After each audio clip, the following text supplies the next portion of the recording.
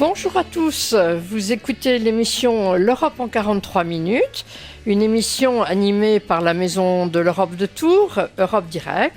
Et aujourd'hui, nous allons nous intéresser à un sujet important, surtout en ce moment d'ailleurs, sur les transports en Europe. Alors j'ai le plaisir d'accueillir Monsieur Loïc Grard, qui est professeur des universités, qui est juriste à l'Université de Bordeaux. Monsieur le professeur, bonjour.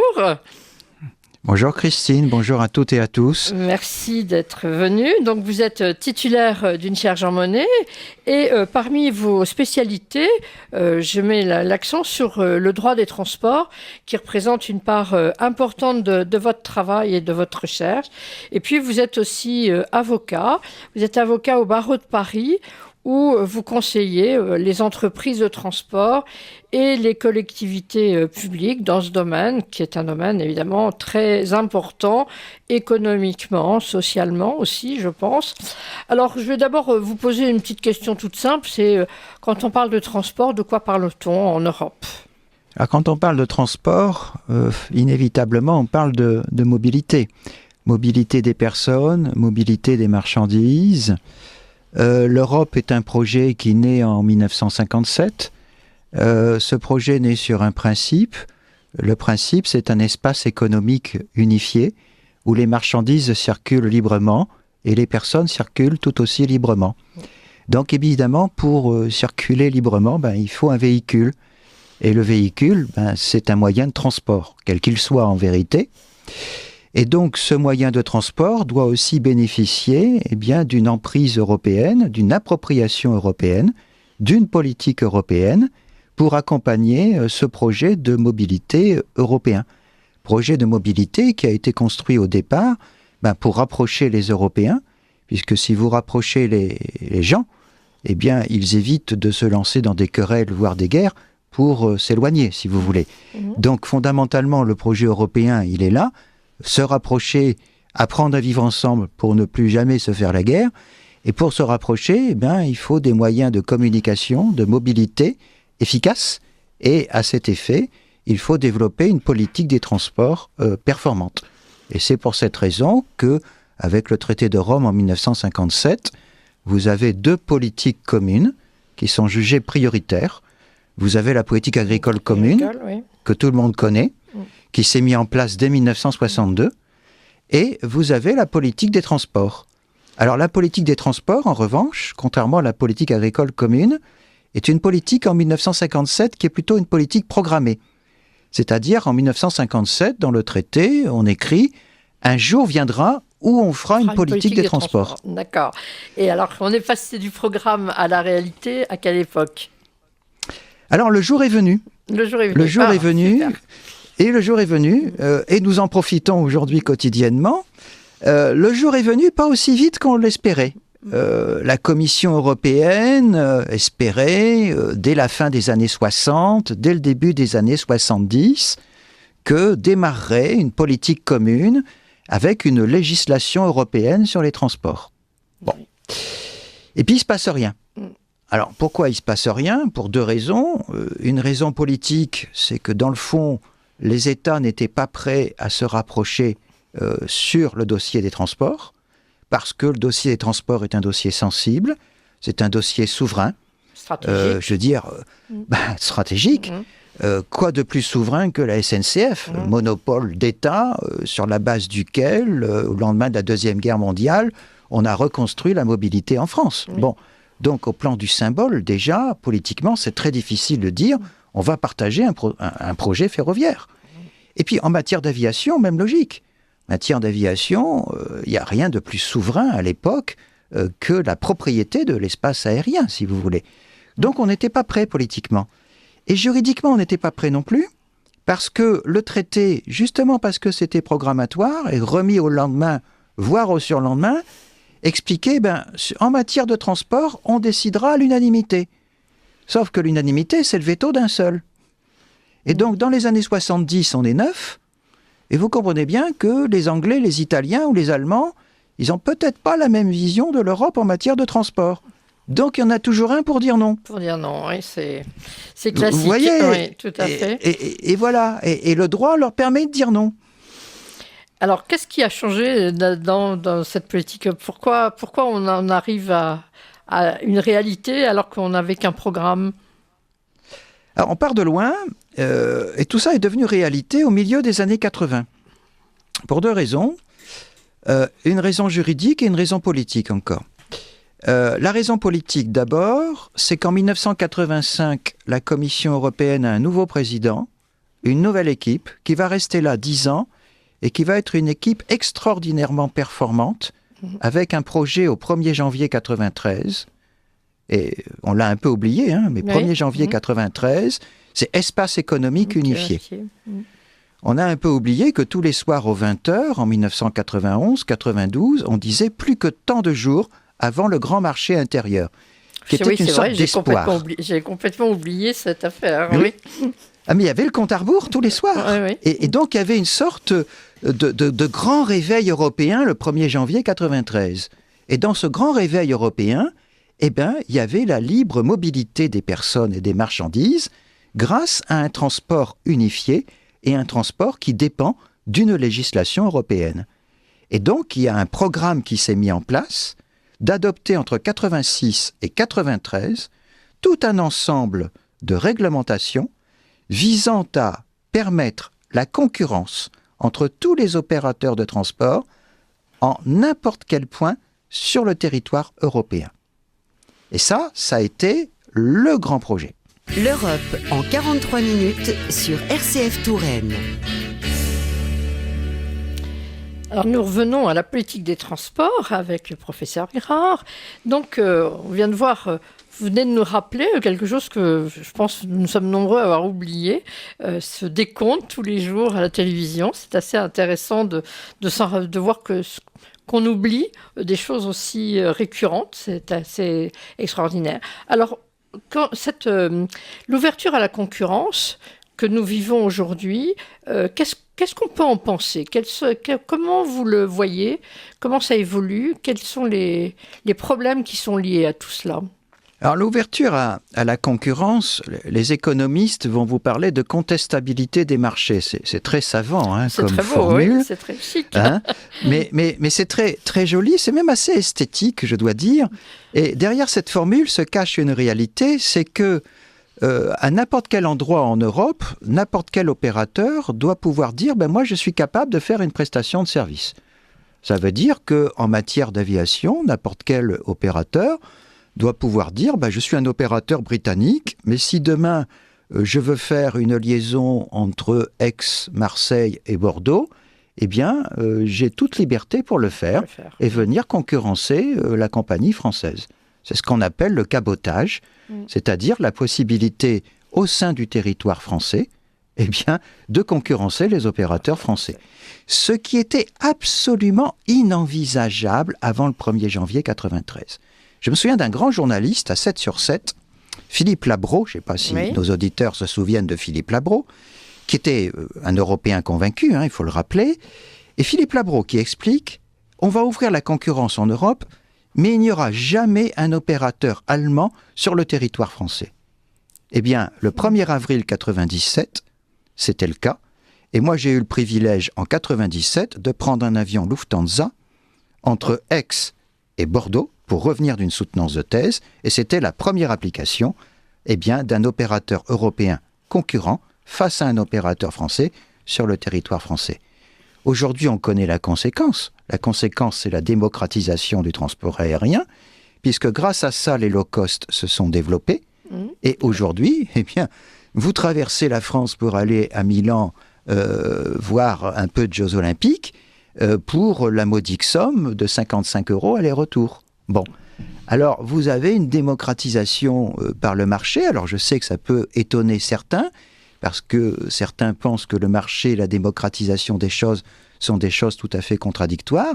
Mais en vérité, en matière de transport, l'ouverture à la concurrence, comme disait Jacques Delors, et je le recite, a pour effet de stimuler.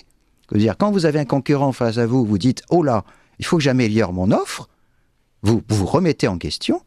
Et pour améliorer votre offre, vous dites « Il faut que je sois plus compétitif, il faut que je sois plus performant, et il faut que j'ai un degré de satisfaction bien supérieur à ce que j'étais capable de proposer auparavant. Alors, Alors voilà, ça c'est les vertus.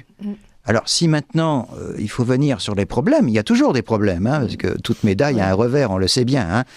Alors évidemment, il y a des abus de concurrence, parce que ce que je viens de citer pour l'aviation vaut aussi pour le transport routier. Alors transport routier de marchandises, on va parler du camion, parce que c'est un bon sujet aussi. Vous êtes en France, vous faites des livraisons, vous n'êtes pas tout à fait performant. Donc il y a des camions européens qui vont arriver et vous concurrencer pour vous dire, voyez, moi je suis capable de faire mieux. Sauf que quand le camion vient avec un conducteur lituanien qui est payé aux conditions du marché lituanienne, évidemment les Français disent on est incapable de s'aligner. oui. Et là vous avez des abus de concurrence. Oui. Et quand vous avez un abus de concurrence, eh ben, on retourne vers la case Bruxelles. Et la case Bruxelles, qu'est-ce qui se passe ? Dire on va harmoniser les conditions de travail et comme ça, on est à égalité sur le marché. Ce qui veut dire que, premièrement, vous ouvrez à la concurrence et deuxièmement, vous légiférez pour, justement, réguler la concurrence et faire en sorte que, sous couvert de la concurrence, il n'y ait pas des abus de concurrence qui créent des résultats qui ne sont satisfaisants pour personne. Oui, c'est lutter contre les distorsions effrayantes. Finalement, sur le plan social, c'est plutôt une victoire de faire ça. Ça fait monter le niveau de vie de toute l'Europe, à terme. Ça fait partie des objectifs, mais si vous voulez, en matière sociale, l'Union européenne n'a pas de compétences en tant que telle pour légiférer sur les aspects sociaux. Bon, en revanche, elle a une compétence pour faire valoir qu'il y a la libre circulation des travailleurs de la route, des travailleurs de l'air, des travailleurs de la mer. C'est-à-dire que sur un bateau français, il y aura un marin allemand aussi bien qu'il y aura un marin français, si vous voulez. Bien sûr, oui. De même que dans un avion d'Air France, l'hôtesse de l'air peut être française, mais elle peut être italienne, et pareil pour le commandant de bord. Seulement, quand vous postulez ce marché du travail européen des métiers du transport, eh bien, vous êtes à un moment donné obligé d'harmoniser les conditions d'accès à ce marché. Donc, les qualifications pour être personnel navigant, pour être marin, pour être chauffeur routier, etc. Bien sûr, oui. Et donc, ensuite, vous êtes obligé aussi d'harmoniser sur le plan de la sécurité, c'est-à-dire les temps de travail, et au-delà du temps de travail, les temps de conduite, parce que le temps de conduite, c'est pas le temps de travail. Oui. Et donc, parce que vous voulez créer cette concurrence, pour pas que la concurrence soit faussée, vous êtes obligé d'harmoniser les choses et donc d'avoir des normes en termes de conditions de travail qui sont, comme vous l'avez dit, des normes qui sont sur un surcroît de protection dans la plupart des pays, là où les normes étaient peut-être, je dirais, sous-évaluées dans un certain nombre de pays. Donc, est-ce que l'Europe va dans le renforcement de la protection des travailleurs du transport ? La réponse est oui, pour un motif social et pour un motif de sécurité.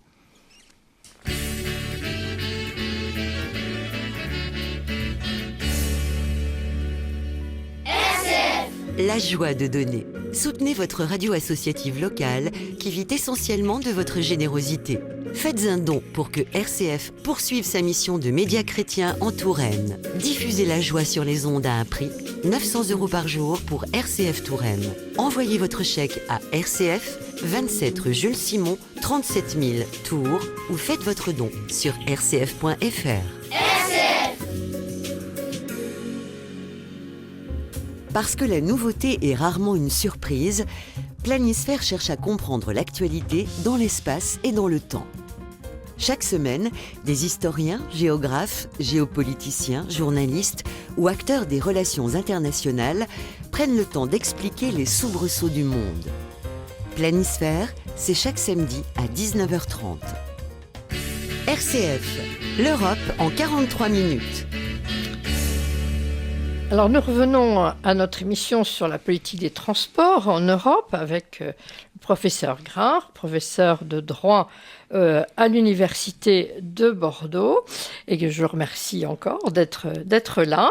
Et donc nous étions en train de parler de le problème de la concurrence et la manière dont l'Union européenne finalement a fait monter peut-être en gamme notre sécurité à tous par une politique, par la nécessité d'avoir des normes que tous respectent. Alors, on peut regarder, est-ce que, moi j'habite Tours, et quand je prends l'autoroute de Tours, je suis absolument horrifiée par la masse des camions. Donc vous êtes à Bordeaux, vous êtes sur la même autoroute, la autoroute A10, on est surchargé de camions. Est-ce qu'il n'y a pas des ratés dans tout ça? Parce que quand même, est-ce que le fret, le ferroviaire, est-ce que ça a marché? Est-ce que l'Europe a réussi à quelque chose? Alors ça, c'est un sujet qui est vieux comme la politique européenne des transports, mais qui est vieux comme la politique des transports, je devrais dire. Le mythe, c'est un peu un mythe, hein, le fret ferroviaire. Alors, il faut savoir que, on parlait d'ouverture à la concurrence il y a quelques instants, le marché du fret ferroviaire est entièrement ouvert à la concurrence. Mais pour des motifs de sécurité, là-dessus l'Europe n'a pas changé les règles qu'on avait en France auparavant. Sur un réseau donné, la priorité est toujours aux voyageurs. Et donc, en second, la marchandise. Donc, évidemment, ça ralentit considérablement la mobilité de la marchandise. Alors, au niveau européen, pour justement faire évoluer les choses, a été mis en place, et c'est effectif, le principe, et c'est réalisé, de corridors ferroviaires de fret. C'est-à-dire isoler dans les réseaux ferroviaires ce qu'on appelle des corridors, c'est-à-dire des itinéraires qui sont réservés au déplacement des marchandises. Mais bien évidemment, ce n'est pas des itinéraires TGV, ce n'est pas des itinéraires principaux, mais c'est des itinéraires dédiés, dévoués, donc qui ne butent pas sur des obstacles liés particuliers aux passagers. Mais la difficulté du ferroviaire, c'est la rupture de charge. Oui. C'est-à-dire que le ferroviaire, il n'est pas capable d'arriver jusque dans l'entreprise ou jusqu'au supermarché où il faut faire la livraison. C'est le problème du dernier kilomètre. Mais c'est le problème du dernier kilomètre. Donc dès lors, les faits sont têtus. Il n'y a pas plus souple que le camion. Alors avec des choses assez étonnantes, l'Europe a essayé de pousser les pions vers les autoroutes de la mer. Parce que ce qui est relativement stupide, c'est quand même d'aller de Hambourg jusque dans le Pays Basque espagnol en camion. Oui. Alors qu'on peut mettre un bateau à Bilbao et puis amener le bateau à Hambourg, vous voyez ce que je veux dire. C'était ce que faisait la ONCE. Oui, tout à fait. C'est ce qu'on appelle les autoroutes de la mer. Donc là-dessus, depuis le milieu des années 90, l'Union européenne mène des politiques incitatives, parce qu'il faut savoir que sous couvert de la politique des transports, il n'y a pas une compétence en tant que telle dédiée au développement des infrastructures. Oui. Mais l'Europe a la capacité d'avoir un effet levier sur les infrastructures, en disant, écoutez, l'Europe a des priorités sur les infrastructures, et si vous vous inscrivez dans vos financements sur les priorités de ces infrastructures, l'Europe peut vous amener un financement complémentaire. Donc, quand vous avez le choix sur deux infrastructures, il y en a une où vous avez un financement complémentaire et l'autre, vous n'avez pas de financement complémentaire, vous allez inévitablement vers celle où il y a un financement complémentaire. Bien sûr, oui. Donc, celle qui correspond à la carte européenne des infrastructures. Donc, c'est ce qu'on appelle le réseau transeuropéen des transports. C'est une politique qui existe depuis le traité de Maastricht, qui n'est pas nouvelle. Alors, est-ce qu'elle est aussi efficace qu'on le souhaiterait? Peut-être pas, on peut toujours s'en plaindre. Il n'en demeure pas moins qu'en 2050, et c'est l'objectif, il doit y avoir en Europe ce qu'on appelle un réseau central et un réseau global. Et donc, personne en Europe ne doit être à plus de 30 minutes du réseau central. Et le réseau central qui est apte à relier tous les grands centres européens. Donc, véritablement, l'idée, c'est de réaliser par les réseaux transeuropéens une cohésion européenne d'ensemble des mobilités des personnes et des marchandises. Mais dans ce schéma, et je reviens à votre point de départ, eh bien, on n'arrive pas à zapper la case transport routier, pardonnez-moi cette expression, parce qu'il n'y a pas moins cher que le transport routier, et le coût environnemental, on en reparlera peut-être tout à l'heure, ne vient pas modifier la donne, parce que cette souplesse représente une économie considérable dont les opérateurs ne veulent pas se priver, et je ne vois pas comment le ferroviaire pourra un jour contester le routier. Et je ne parle pas de l'avion, parce que l'avion fait du fret, mais c'est un fret très particulier, donc on n'est pas du tout sur le même type de marché. Et le maritime, c'est beaucoup plus le transcontinental que le continental proprement dit. Donc en vérité, il n'y a pas de contestation, pour reprendre un terme que j'ai utilisé tout à l'heure, il n'y a pas de contestation modale du transport routier pour le déplacement des marchandises. Alors, j'ai une toute petite question sur ce que vous venez de dire. Vous croyez qu'en 2050, ça sera vraiment effectif ? C'est l'objectif, tel qu'il ressort de la nouvelle législation sur les réseaux transeuropéens de 2024. Alors en 2050, on a fixé pas mal d'objectifs, mais vous savez, les objectifs, est-ce que ce sont des obligations de résultat ou des obligations de moyens ? C'est jamais complètement une obligation de résultat.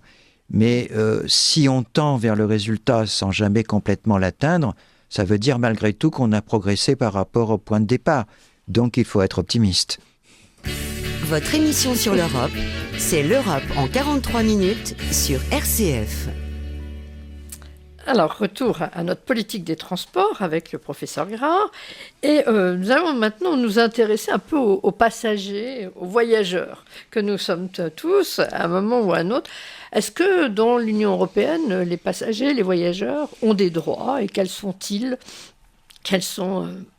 Comment on peut se positionner par rapport à l'Union européenne quand on voyage, et quels sont nos droits ? Là, on touche peut-être aux réformes européennes qui ont été pour le transport les plus révolutionnaires. Et là, ce sont des textes qui remontent au début des années 2000. Ça veut dire, grosso modo, 10-15 ans après l'ouverture de la concurrence. La concurrence, oui. Avec une idée relativement simple, excusez-moi, je reviens aux travaux des économistes, mais dans les années 90, quand vous ouvrez la concurrence, vous libérez l'offre de transport. Vous dites l'offre de transport va changer. Mais vous ne réfléchissez pas à la demande. Or, le voyageur, c'est la demande de transport. Et donc, on est resté 15 ans sans véritable législation sur la protection de la demande de transport. Donc, le voyageur. Et puis, dans les années 2000, et là, il faut rendre hommage à une grande commissaire des transports, Loyola de Palacio, espagnole, début des années 2000, et à son directeur général, François Lamoureux, qui était le directeur général transport, à qui je rends hommage aussi, qui est d'origine bordelaise, d'ailleurs, comme moi. Et tous les deux, ils ont eu cette intuition qu'il fallait une législation protectrice des voyageurs, au-delà de la législation sur le contrat de transport. C'est-à-dire, avant, la législation nationale ou internationale disait, quand il y a un contrat de transport, quel que soit le libellé du contrat de transport, il y a une obligation de sécurité. Et si cette obligation de sécurité n'est pas satisfaite, le transporteur est objectivement responsable du préjudice. Voilà, mais il fallait démontrer un préjudice. Bien sûr, oui. Bon. À partir de 2004, et ça a commencé avec l'aviation, et ça a été l'intuition de Loyola de Palacio et de François Lamoureux, c'est qu'il faut protéger le passager aérien à l'époque plus encore.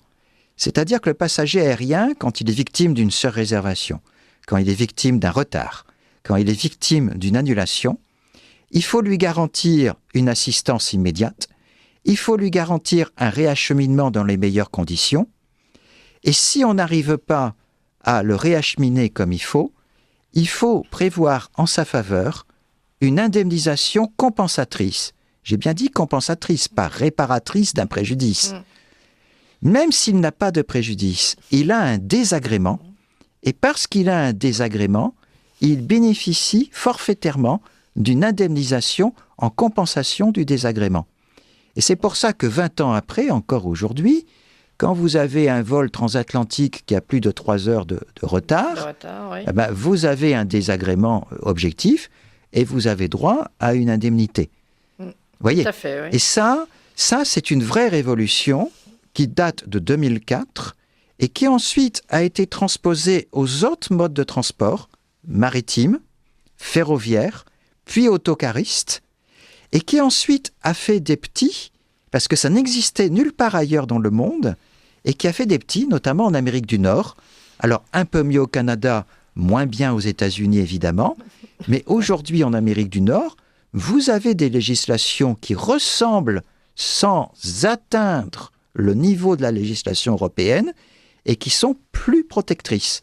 Ce qui fait que l'Europe a eu un effet de modèle, parce que nos amis nord-américains, évidemment, sur l'Atlantique, ils font concurrence aux Européens, et si le passager sur un vol européen est mieux protégé que le passager sur un vol américain, ça donne un avantage concurrentiel. Bien sûr, et oui. ils se disent, mince, notre législation est moins protectrice, on est désavantagé dans la concurrence qu'on livre aux Européens. Alors, ils se tournent vers leurs autorités et disent, ça serait bien qu'on ait une législation plus protectrice. Et voilà comment une réforme en faveur du voyageur au niveau européen se propage vertueusement ailleurs dans le monde au bénéfice des voyageurs non européens dans des zones non européennes. C'est ce qu'on appelle l'Europe modèle. L'Europe modèle. Est-ce que si vous êtes américain et que vous prenez un moyen de transport européen en Europe, vous êtes couvert de la même manière? La réponse est oui. Alors nous allons donc, sur cette bonne réponse, nous allons pouvoir écouter la chanson que vous avez choisie et que je vous laisse présenter, peut-être, celle d'Yves Simon. Je vous en prie, présentez-nous votre choix. Alors, Yves Simon, je ne sais pas si ça va parler aux plus jeunes de nos auditrices et de nos auditeurs. C'est un chanteur des années 70. Moi, il se trouve que mon premier 33 tours, c'était un 33 tours d'Yves Simon. Pourquoi ? Parce qu'il chantait « J'ai rêvé New York ». Et moi, New York, ça me faisait rêver au voyage, au déplacement. Et le premier voyage intercontinental que j'ai fait ensuite, c'était New York. Et puis, il a fait une deuxième chanson qui n'était pas sur le même disque, si ma mémoire n'est pas défaillante. Après J'ai rêvé New York, au pays des merveilles de Juliette. Et j'ai observé qu'Air France, quand on quitte un avion d'Air France, a choisi ce titre pour accompagner les voyageurs déserts vers le retour sur la terre ferme. Donc, je me suis dit que c'était un beau clin d'œil à un transporteur qu'on aime bien. Merci. RCF, dans le Blésois, 96.4. Dans l'Agglo de Tours, 100.4. Votre émission sur l'Europe, c'est l'Europe en 43 minutes sur RCF. Nous revenons à la politique européenne des transports avec le professeur Grard. Et je voudrais vous poser une question sur un peu l'évolution des réseaux. Depuis la création de l'UE, à votre avis, quel est le réseau européen qui est le plus évolué dans le domaine des transports ? Voilà une question difficile parce que les réseaux ne sont pas configurés de la même manière selon le mode de transport que vous envisagez. Alors, vous voyez, en matière aérienne, parler d'un réseau de transport, c'est d'abord l'aéroport. Il faut savoir qu'en France, on a le réseau d'aéroports parmi le plus dense du monde. Je parle d'aéroports ouverts aux passagers. Oui, d'accord. Donc là-dessus, l'Europe n'a aucune emprise. En revanche, le réseau, c'est aussi le contrôle aérien. Et oui. Bien sûr, oui. Et là, les textes européens ont considérablement évolué depuis 20 ans pour moderniser le contrôle aérien. Il faut savoir que jusqu'il y a quelques années, et encore d'une certaine manière aujourd'hui, cette Europe à 27 États, elle est divisée en 45 zones de contrôle aérien qui ne sont pas compatibles entre elles. Ce qui veut dire qu'un avion, quand il traverse l'Europe, il arrive sur une entrée de zone et on lui donne une sortie qui ne correspond pas forcément à l'entrée de la zone suivante.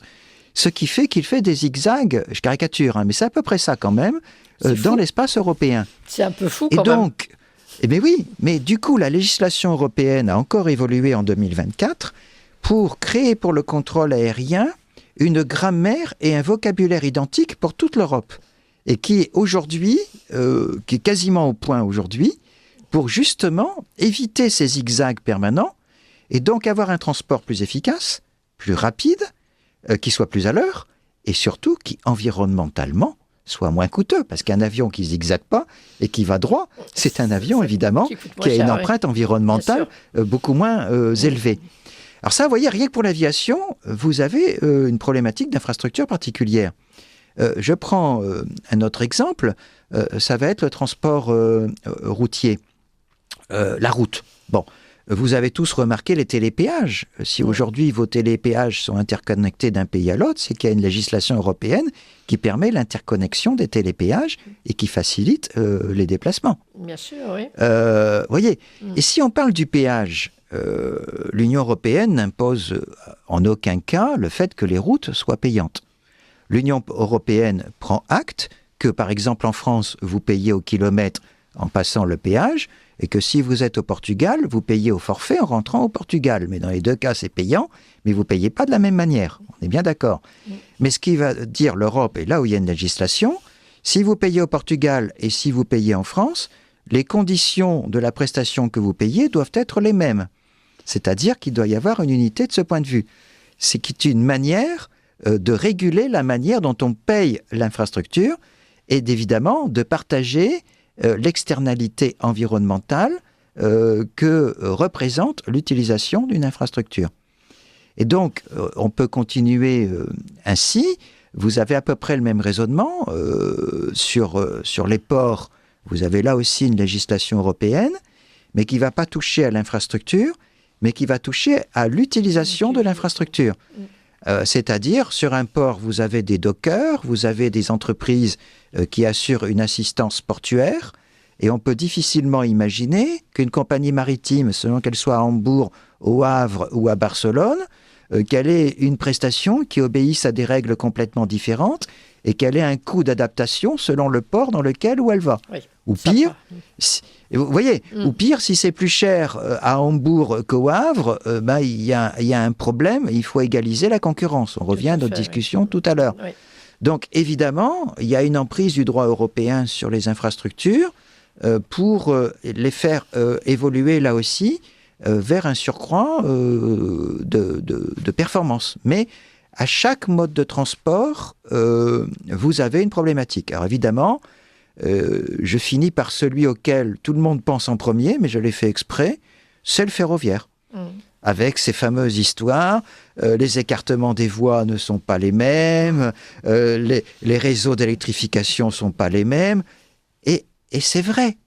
Mais aujourd'hui, grâce à la révolution numérique qui touche les transports, eh bien, il y a un effet d'aubaine qui se fait pour l'Europe, puisque tous les transports ferroviaires d'Europe doivent se mettre à la révolution numérique.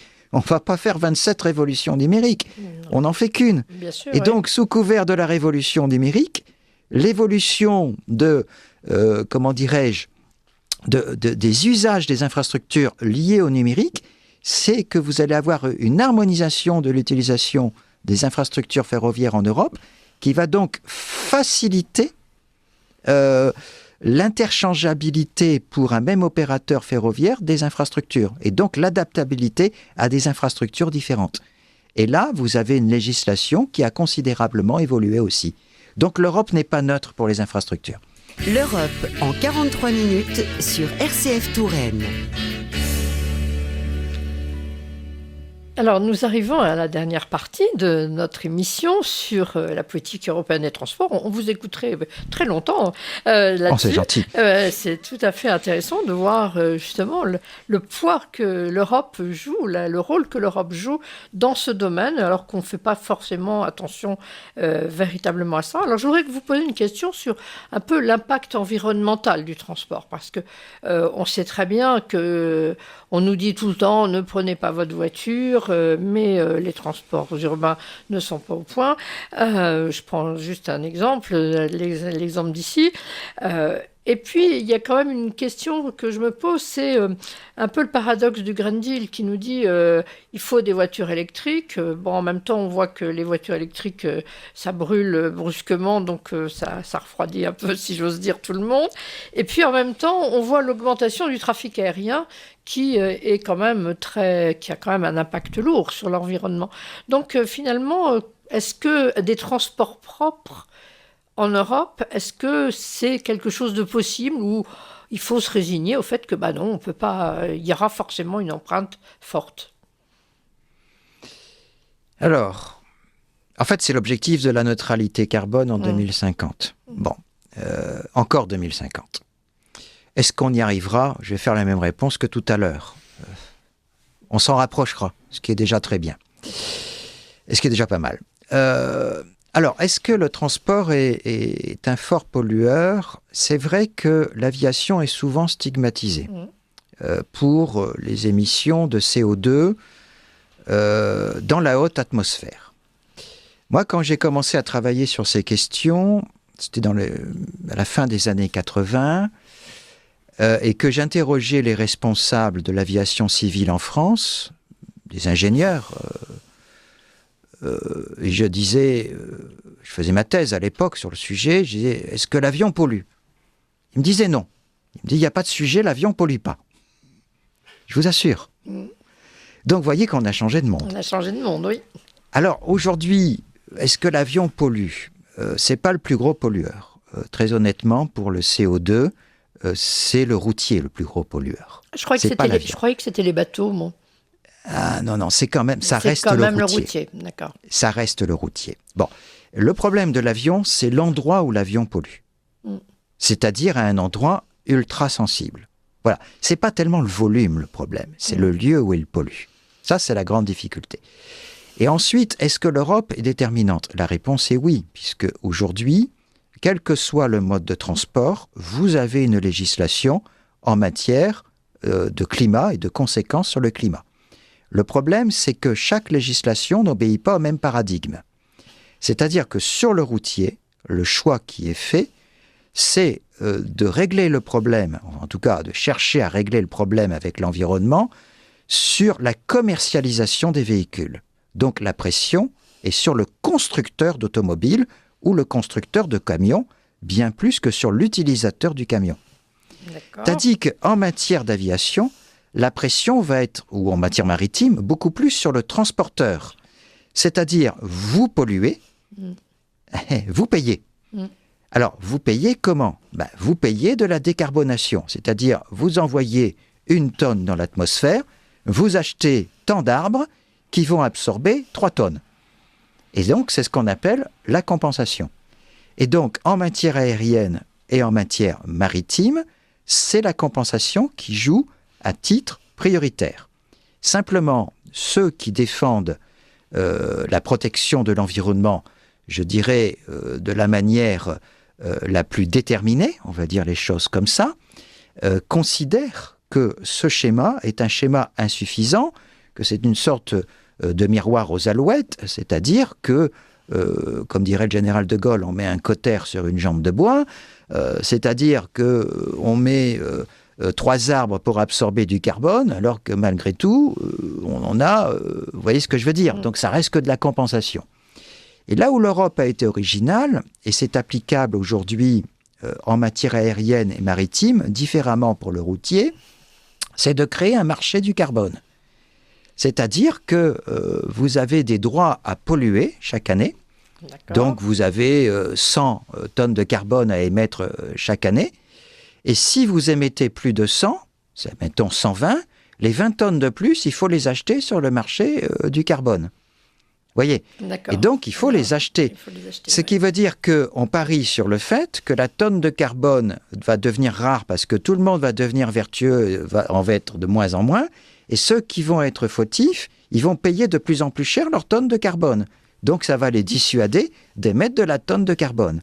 Et donc, l'idée que l'Europe a mis en place, il y a maintenant une quinzaine d'années, eh bien, c'est l'idée du marché carbone, c'est-à-dire de résoudre le problème de l'environnement par une solution liée au marché. Ce qui est quand même un extraordinaire pied de nez à ceux qui disent Laisser faire le marché à lui-même va créer un problème à l'environnement alors qu'on est capable de résoudre un problème environnemental avec une logique fondée sur le marché. Je trouve ça conceptuellement quand même assez passionnant. Assez intéressant. Écoutez, ça va être les mots de la fin parce qu'on arrive au temps posé par l'émission. Donc, je vous remercie infiniment. Je crois que grâce à vous, on a rappelé et découvert pour certains à quel point l'Europe est fondamentale dans le domaine des transports. Et on avait programmé cette émission avant la guerre qui se déroule en Iran, où on voit à quel point les transports, c'est un élément vital pour toutes les économies, pour toute la vie, tout simplement. Donc, on ne l'a pas fait exprès, mais c'est vraiment quelque chose qui doit nous interpeller. Alors, je rappelle, pour ceux que ça intéresserait plus, de continuer la réflexion. Vous venez de publier un manuel sur le droit européen des transports chez Larcier Éditeur. Donc, si quelqu'un a envie d'aller un petit peu plus loin que cette émission, n'hésitez pas. Et puis, je vous remercie beaucoup, professeur Girard. Merci à tous nos auditeurs et à bientôt pour une nouvelle aventure européenne.